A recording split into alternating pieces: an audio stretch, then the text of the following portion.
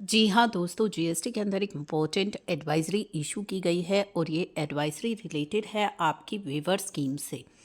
Taxpayer attention is invited to the advisory on the above subject. तो यहाँ पे एक एडवाइजरी इशू की गई थी 8 नवंबर को, ठीक है, जिसका लिंक दिया गया है और इस एडवाइजरी का रेफरेंस यहाँ पे दिया गया है अंडर द वेवर स्कीम। तो यहाँ पे वेव जो आपकी पेनल्टी की गई है उसके लिए जो है waiver scheme for demand notice और सेट स्टेटमेंट और ऑर्डर, यानी कि क्या थी ये वेवर स्कीम? यदि आपको कोई डिमांड नोटिस, स्टेटमेंट या ऑर्डर इशू किया गया है under section 73 for the tax period between July 17 and March 20 के बीच के टैक्स पीरियड से रिलेटेड यदि कोई डिमांड नोटिस, स्टेटमेंट या ऑर्डर इशू हुआ है, the tax payers are required to file an application. तो आप एक एप्लीकेशन फाइल कर सकते हैं in form SPL 1 and 2 in GST portal accordingly.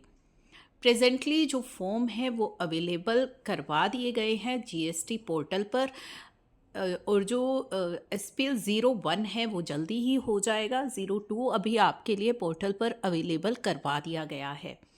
The process of filing, उसका भी लिंक आपको ट्यूटोरियल पूरा गाइड दिया हुआ है कि किस तरीके से आपको ये फॉर्म फाइल करना है।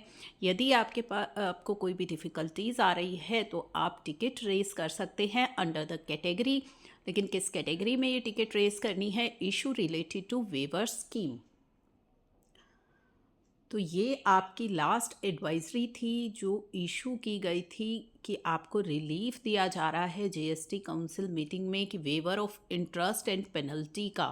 तो यहाँ पे आपकी इंटरेस्ट और पेनल्टी का वेवर दिया गया है। कंडीशन आपकी क्या थी कि आप टैक्स की जो पेमेंट है, फुल टैक्स की पेमेंट, वो कर दे ऑन और बिफोर 31 मार्च 2025 तक, ठीक है।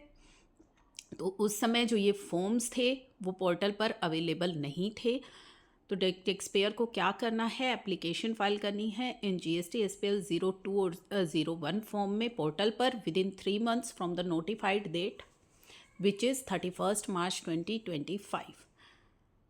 तो अब जो है एक फॉर्म अवेलेबल हो चुका है SPL 01, जल्दी ही आपको अवेलेबल करवा दिया जाएगा।